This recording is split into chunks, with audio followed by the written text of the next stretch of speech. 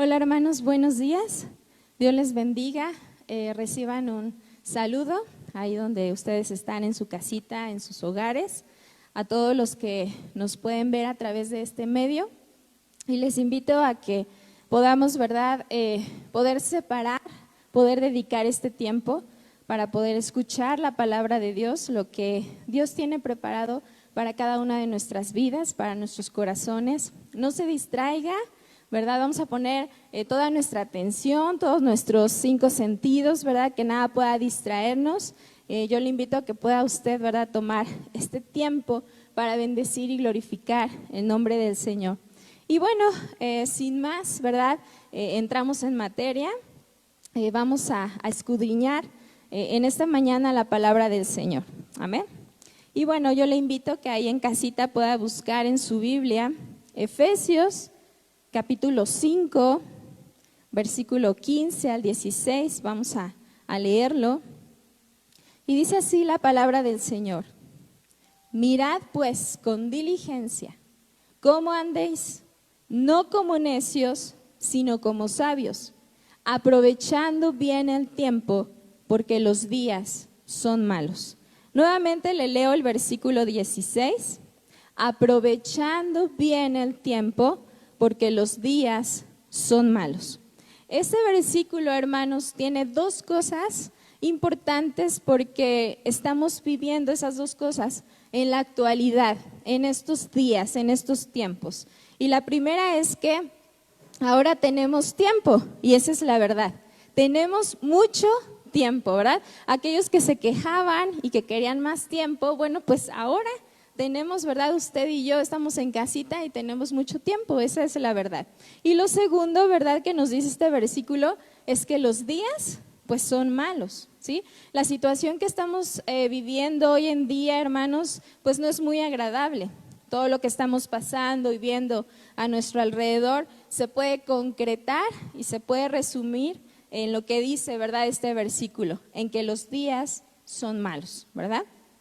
Yo no vengo a hablarte, ¿verdad?, o no quisiera enfocarme en cosas que pudieran robar tu paz, ¿verdad? No seré amarillista, no seré puntual en marcar, ¿verdad?, cada situación adversa o en mencionar las posibles consecuencias, ¿verdad?, que nos traerá todo esto, que nos traerá esta pandemia, ¿verdad? Yo no te voy a hablar de eso, porque yo creo que es lo que escuchamos y lo que vivimos en el día a día, ¿verdad?, en esta situación. Escuchamos pues malas noticias y bueno, solamente, ¿verdad?, podemos, nuevamente lo repito, resumirlo en que los días son malos, ¿sí? Y cuando nos referimos a que los días son malos, quiere decir que no son buenos, que no son inofensivos, que no son saludables, que no son tan agradables, ¿sí?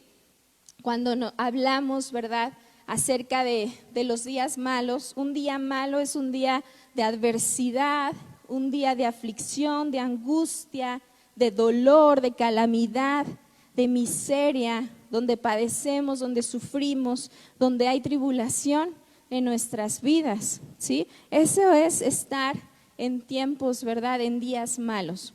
Cuando la Biblia habla en este versículo como el día malo, se refiere a cuando estamos pasando por una adversidad, es decir, estamos viviendo una situación adversa, una situación contraria o poco favorable para nosotros. ¿Quién se iba a imaginar que esto iba a pasar, que esto iba a suceder?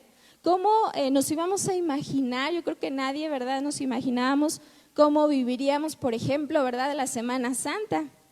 ¿Quién se iba a imaginar, ¿verdad?, que las vacaciones pues se iban a cancelar por completo, ¿verdad?, que teníamos que estar ahora, ¿verdad?, pues encerraditos en nuestras casas? Espero, ¿verdad?, que ninguno de ustedes pues haya hecho alguna reservación en algún hotel, en alguna playa y bueno, a lo mejor sí, ¿verdad?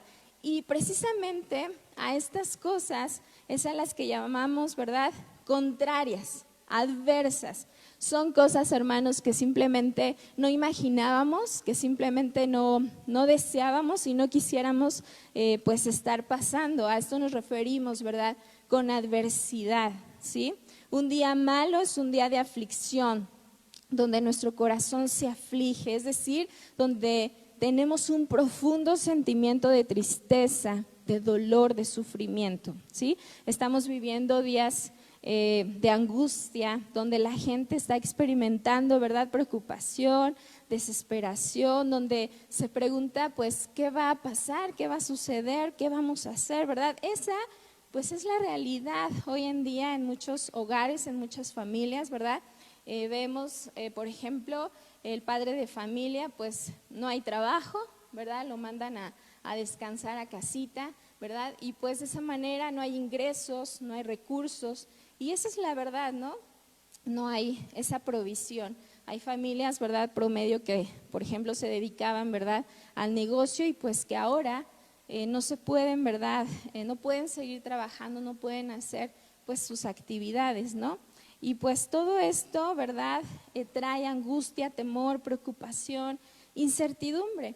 Y mire, hermanos, esto es normal como seres humanos que podamos pasarlo, que podamos experimentar estas emociones, estos sentimientos, ¿verdad?, de preocupación, de angustia, que podamos preguntarnos qué sucede, qué va a pasar.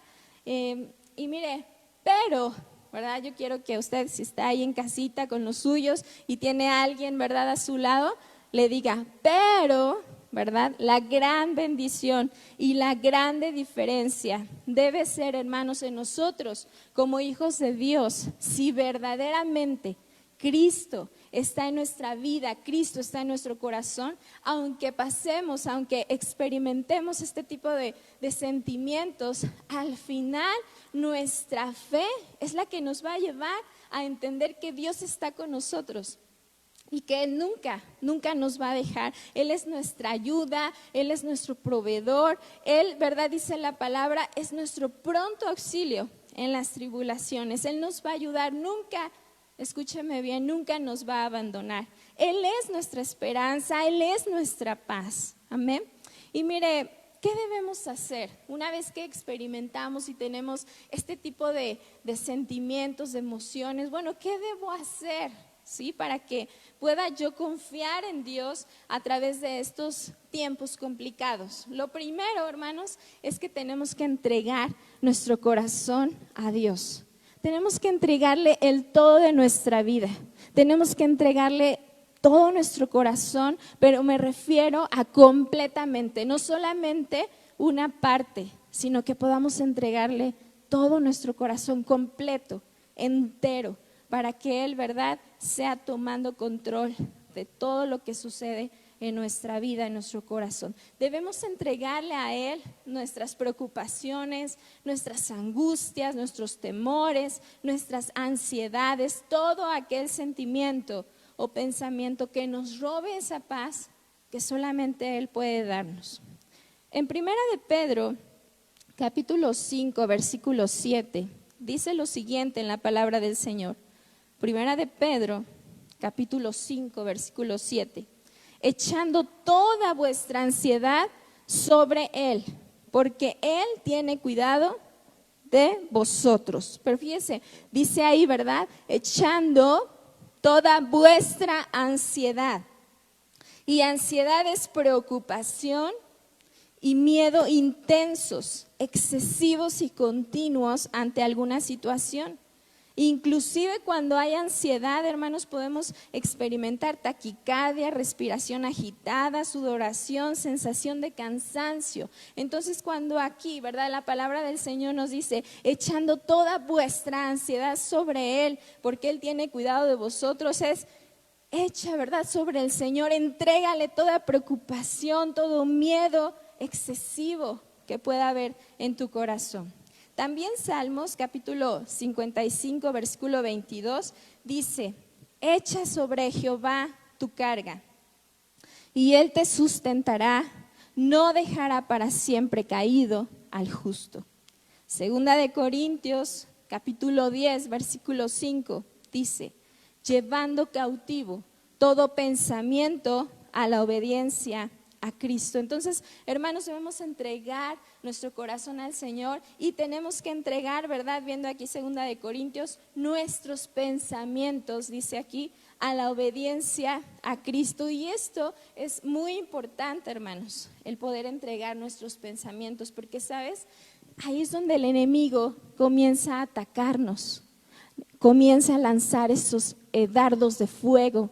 Y si nosotros permitimos que esos pensamientos negativos aniden en nuestra mente, en nuestra vida, entonces, ¿verdad? El enemigo gana la batalla sobre nosotros. Y entonces en nuestro corazón va a haber temor, va a haber angustia, va a haber duda. Vamos a dudar de las promesas de Dios. Vamos a dudar que Él es poderoso para protegerme, para guardarme. Tenemos que entregar entonces, hermanos, cada uno de nuestros pensamientos al Señor. Si viene un pensamiento negativo, si siento temor, debo entregárselos al Señor. Y entonces, ¿verdad? Va a haber paz en nuestra vida. Pero si no lo hacemos, hermanos, esos pensamientos negativos que trae el enemigo a nuestra vida, pues nos va a robar la paz. Sin embargo, cuando nosotros entregamos, ¿verdad?, nuestros pensamientos al Señor, entonces hay paz en nuestra vida. Por su Espíritu Santo, hay paz en nuestro corazón y podremos entender, ¿verdad?, y creer las promesas de Dios. Vamos a ver las cosas completamente diferentes. Vamos a verlas desde la perspectiva de Dios y no desde nuestro punto de vista, ¿sí? Eso es muy, muy importante, ¿sí? Vamos a ver con claridad sus promesas y las vamos a creer y las vamos a vivir. Amén. Es muy diferente estar desde la perspectiva de Dios y estar en mis propios pensamientos, ¿sí?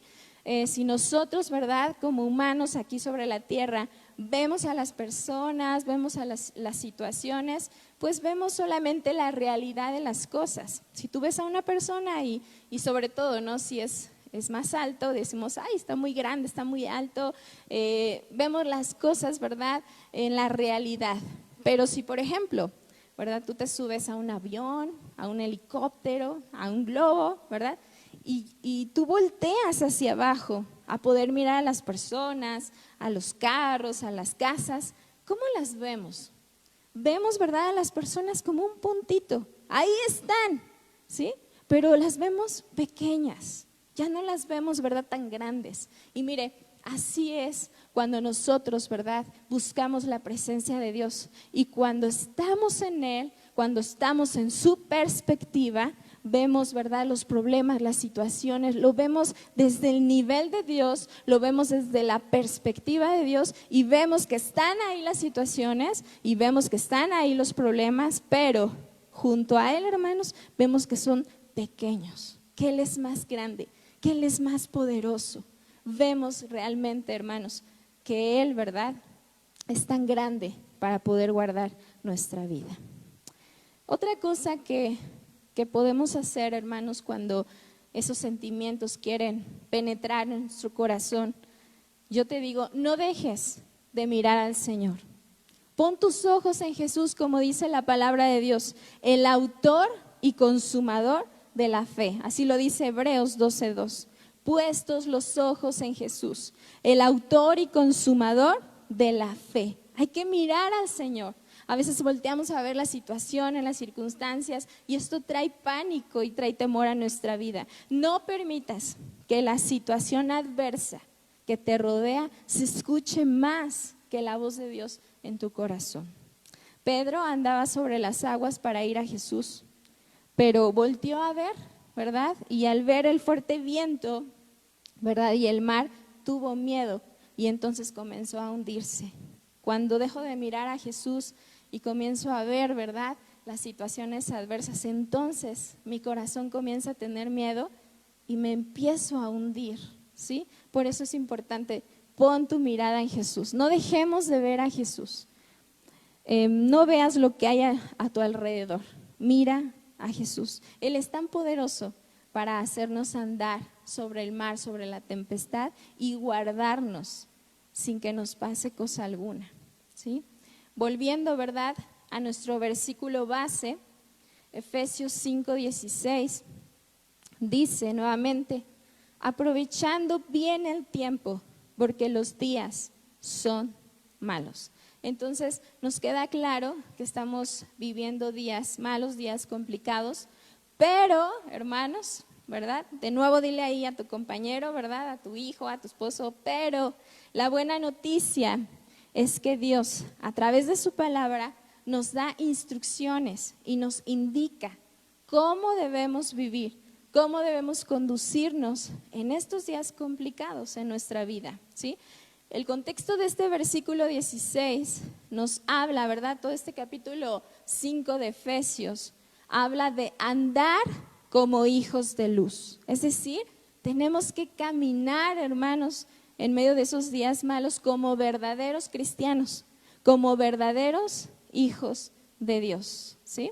No estamos diciendo que ignoremos, ¿verdad?, lo que está pasando, las circunstancias que nos rodean, como si nada sucediera, como si tuviéramos, ¿verdad?, amnesia y se nos olvidara lo que está pasando. No, hermanos, no estamos compartiendo esto, porque debemos ser realistas, ¿verdad?, y poner atención, pero para tener discernimiento del Señor de lo que está pasando y estamos viviendo, pero no para afligirnos, ¿verdad?, no para vivir en temor, sino para saber que Dios, hermanos, tiene un propósito para nuestras vidas y que en medio y a través de todo esto que estamos pasando, Dios quiere algo bueno de nuestra vida, ¿sí?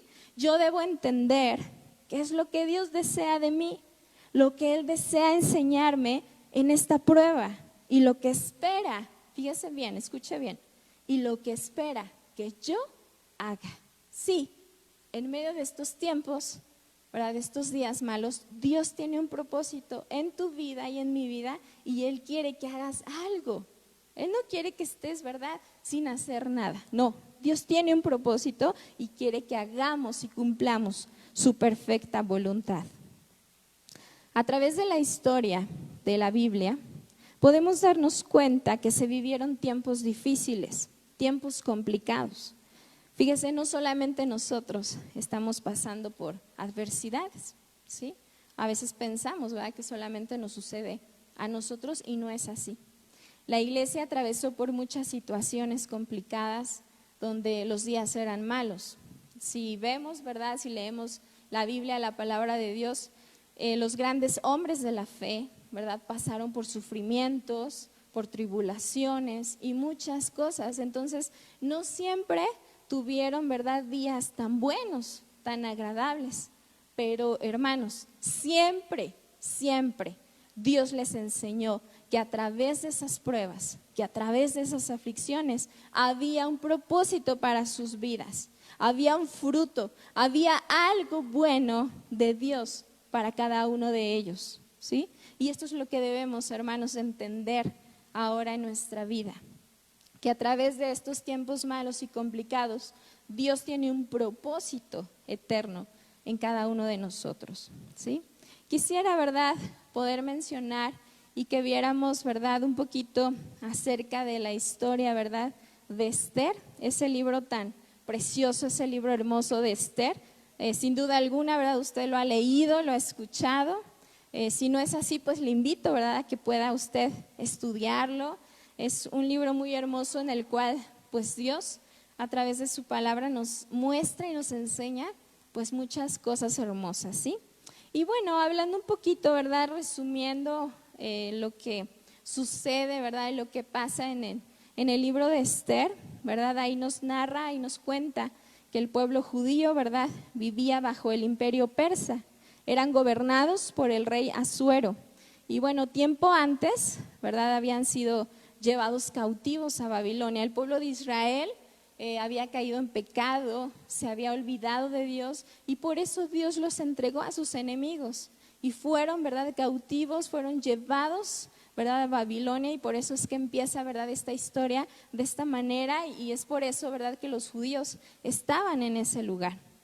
Pero fíjese, muchos de los judíos se habían acomodado, o sea, ya había pasado tiempo, ¿verdad?, de haber sido llevados a ese lugar, y muchos de ellos se habían acomodado a vivir en ese lugar, ¿sí? Muchos judíos, ¿verdad?, se habían relajado en cuestión de su entrega para con Dios y habían permitido, hermanos, cosas, costumbres de ese lugar, ¿verdad?, donde pues ya se habían acostumbrado a vivir. Tiempo antes, ¿verdad?, del libro de Esther, hubo una deportación del pueblo judío, es decir, ¿verdad?, hubo un regreso de los judíos a su nación, a Jerusalén.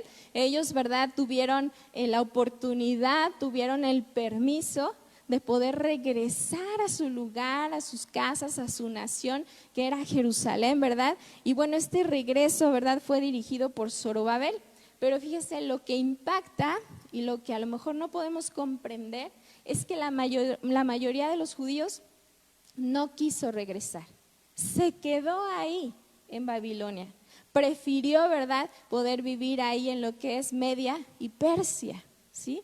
Porque tal vez a lo mejor pues ya estaban muy cómodos, a lo mejor, ¿verdad?, ya tenían un trabajo, ya se habían acomodado, ya se habían acostumbrado a vivir en ese lugar. Y mire, ese lugar, ¿verdad?, todas las costumbres, todas las cosas que hacían, pues eran costumbres paganas que iban en contra de todo lo que Dios había, ¿verdad?, ordenado a su pueblo Israel, ¿sí?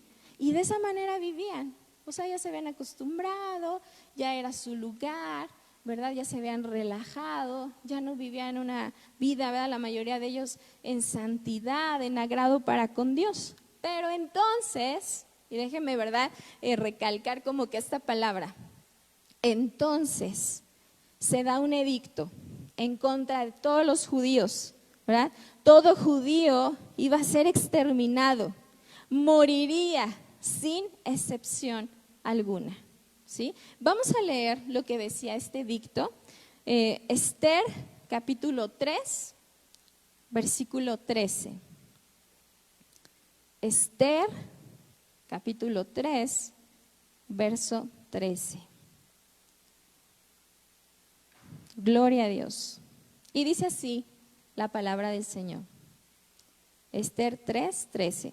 Y fueron enviadas cartas por medio de correos a todas las provincias del rey con la orden, fíjese bien, de destruir, matar y exterminar a todos los judíos, jóvenes y ancianos, niños y mujeres, en un mismo día, en el día 13 del mes 12º, que es el mes de Adar, y apoderarse de sus bienes. Este era el edicto, ¿sí?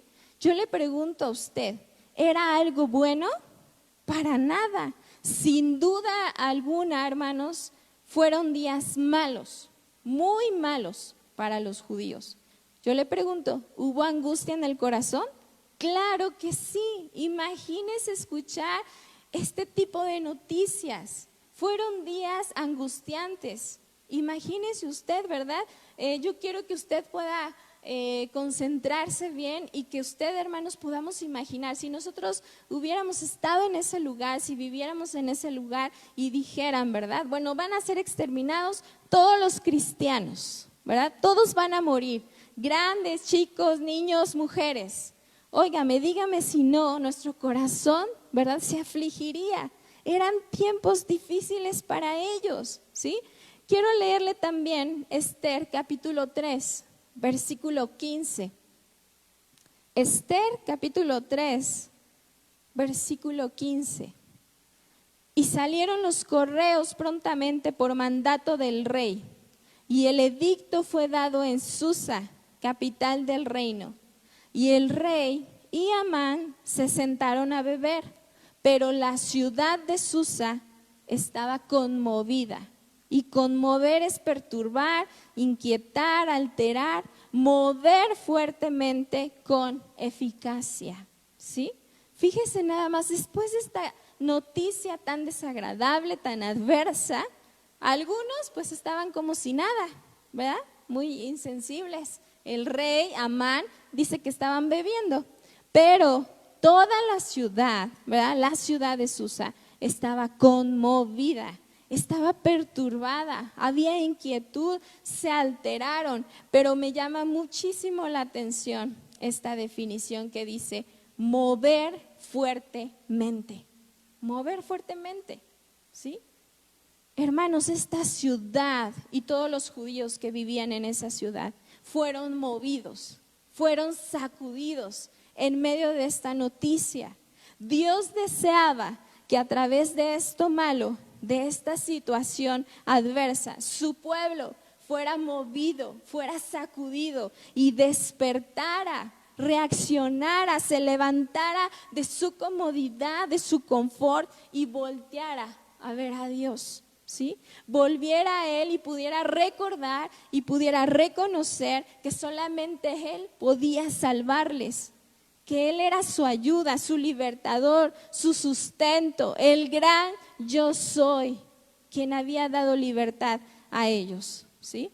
Yo creo, hermanos, que al saber que iban a morir, dígame si no, iban a ser sacudidos, ¿sí?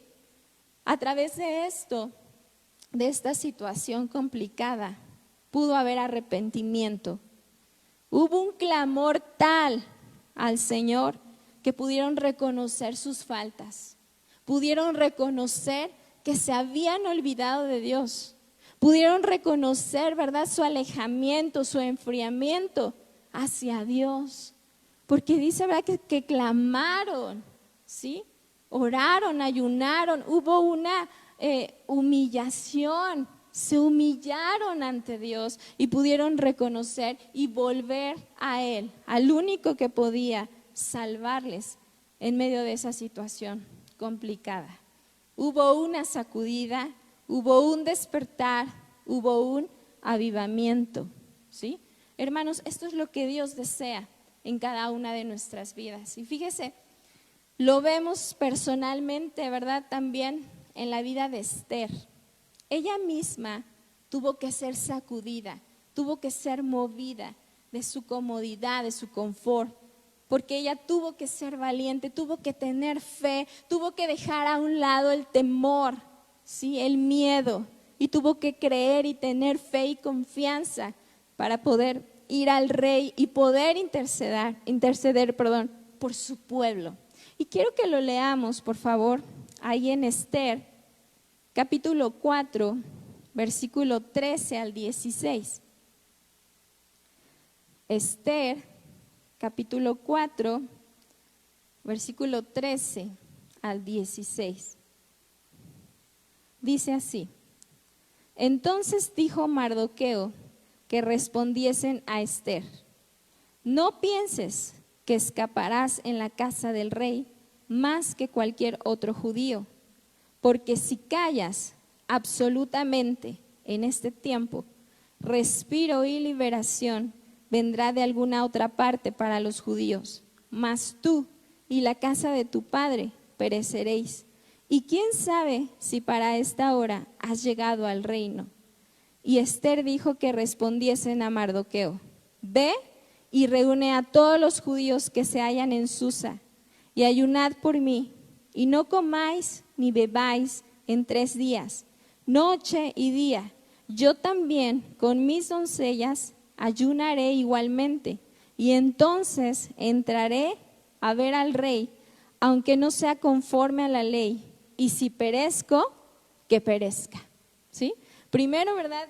Versículos anteriores, Mardoqueo le hace saber a la reina Esther lo que estaba sucediendo y le pide de favor que pueda interceder por su pueblo. Y entonces Esther, ¿verdad?, como que titubea, como que tiene temor y dice: es que no puedo hacer eso porque no he sido llamada a ver al rey y puedo morir. Y entonces por eso, ¿verdad?, Mardoqueo le dice estas palabras. Entonces, hermanos, Esther tuvo que ser movida y sacudida para que hiciera algo, ¿sí? Tuvo que tener fe, tuvo que ser valiente y dejar a un lado el temor, ¿sí?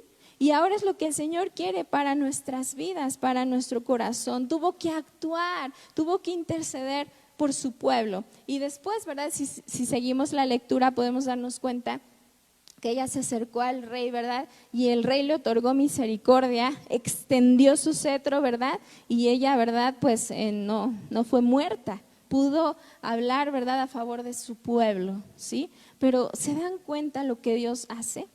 Y mire, por la intercesión, ¿verdad?, de Esther a favor de su pueblo, pues Dios permitió, ¿verdad?, que hubiera un nuevo decreto hecho por Mardoqueo, donde permitía que los judíos, ¿verdad?, pudieran defenderse ante sus enemigos. Entonces podemos ver, ¿verdad?, al final que Dios, hermanos, dio la victoria a su pueblo, actuó en favor de ellos, ¿verdad?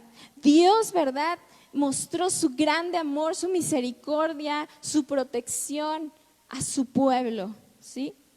Dios es bueno y Dios quiere, hermanos, que podamos ver su poder en medio de estos tiempos complicados, ¿sí? Hay un enemigo de los judíos, este malvado Amán tramó todo esto, ¿verdad? Toda esta situación en contra de los judíos, y dice, ¿verdad? Ahí en la historia de Esther, que delante de Amán fue echada Pur, ¿verdad? Es decir, ¿verdad? Suertes. Este Amán, ¿verdad? Echó suertes, echó los dados, dejó al azar, ¿verdad? Ese día en el cual, ¿verdad? Todos los judíos iban a ser muertos, iban a ser exterminados, ¿verdad? No tuvo la mínima importancia, ¿verdad? No le dio la mínima importancia, ¿verdad? A esta situación tan complicada, sino que él, ¿verdad? Lo dejó, ¿verdad? A la suerte, lo dejó al azar. Pero vemos, hermanos, que toda esta situación, ¿verdad? Que todo lo que tramó Amán, Dios lo cambió para bendecir a su pueblo. Dios dio la victoria a su pueblo. Y todo eso, ¿verdad? Dios lo transformó y Dios lo cambió para bendecir y poder dar esa victoria al pueblo de Israel, ¿sí?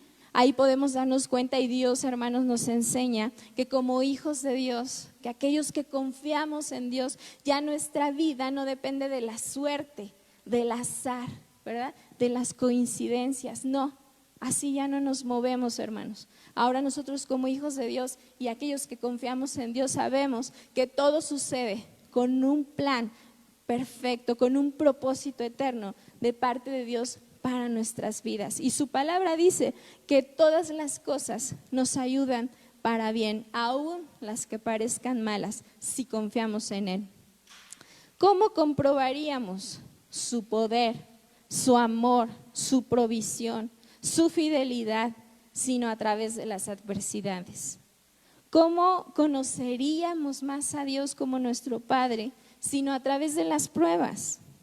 ¿Cómo nos acercaríamos confiadamente a Él si no nos encontráramos en un laberinto sin salida? Entonces podemos decir que los días malos traen cosas buenas a los que confiamos en el Señor.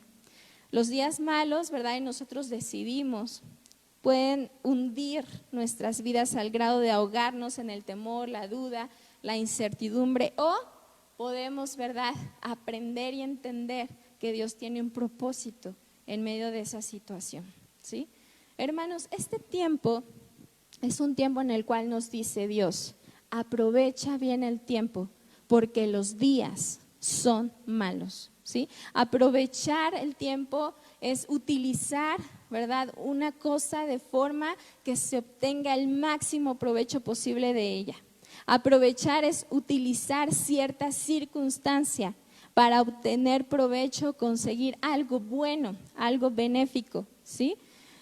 Aprovechar es una oportunidad, es rescatar el tiempo perdido por medio de aprovechar las nuevas oportunidades que Dios nos da. Entonces, aprovechar, hermanos, esta oportunidad que Dios nos da a nuestra vida. Aprovechar, hermanos, es sacarle jugo, es exprimir lo más que uno pueda a esta oportunidad para poder, ¿verdad?, llevar a cabo el propósito de Dios a nuestras vidas. Entonces podemos entender, hermanos, que este tiempo, ¿verdad?, Dios lo está permitiendo a nuestra vida con un propósito, no para vivir solamente, ¿verdad?, en el temor, en la duda, en la angustia, ¿verdad?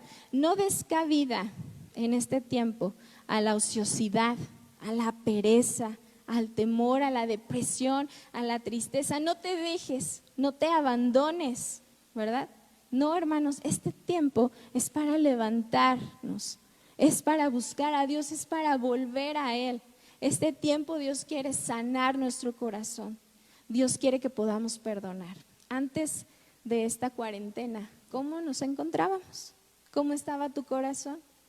¿Estabas enojado? ¿Verdad? ¿Había falta de perdón en tu corazón? Bueno, pues perdona. Si te ofendieron, perdona. Dios quiere restaurar tu corazón. Dios quiere sanar tu corazón. Este tiempo es para reflexionar y ver qué tanto amábamos a Dios, qué tanto nos entregábamos a Él. Necesitamos buscar su presencia, necesitamos volver a Él, Necesitamos que este tiempo, hermanos, nos mueva, nos sacuda, pero para volver hacia Él, para poder hacer su perfecta voluntad. Dios nos dice, aprovecha bien el tiempo. ¿Por qué es que estamos ahora ahí en casita con los nuestros, con nuestra familia? A veces el afán, ¿verdad? El quehacer, las cosas, nos ha alejado de las cosas importantes que debemos de cuidar, ¿sí? Dios quiere que podamos ser sanados, ser restaurados ahí en nuestra casa, con los nuestros, ¿verdad? En nuestro matrimonio, en la relación con nuestros hijos, ¿verdad? Dios tiene un propósito en nuestro corazón, en nuestras vidas. Y termino diciendo, hermanos, lo siguiente: si al terminar este tiempo, esta cuarentena, tú no leíste un libro, no leíste la Biblia, no oraste, si esto no te movió al grado de ser mejor persona, de ser mejor ser humano, de ser mejor cristiano, más fiel, más entregado, entonces fue un tiempo en vano, fue un tiempo, ¿verdad? Un encierro en vano, no lo aprovechamos. Espero que esto no sea en tu vida, en tu corazón, sino que realmente estemos aprovechando bien el tiempo para buscar a Dios, para humillarnos como lo hizo el pueblo judío, que pudo reconocer al Señor una vez más. Busquemos al Señor con todo nuestro corazón, con toda nuestra vida. Dios les bendiga. Si Dios habló a tu corazón, yo quiero que tú ahí donde estás puedas cerrar tus ojos y puedas platicar con Él. Señor, muchas gracias por tu palabra. Gracias, Señor. Tú eres bueno, Señor. Queremos agradarte, queremos aprovechar este tiempo y ver que no solamente es un tiempo de aflicción, sino es un tiempo con propósitos tuyos para nuestra vida. Que en este tiempo tú sanes, tú restaures cada corazón, cada vida, Señor, cada matrimonio, Señor.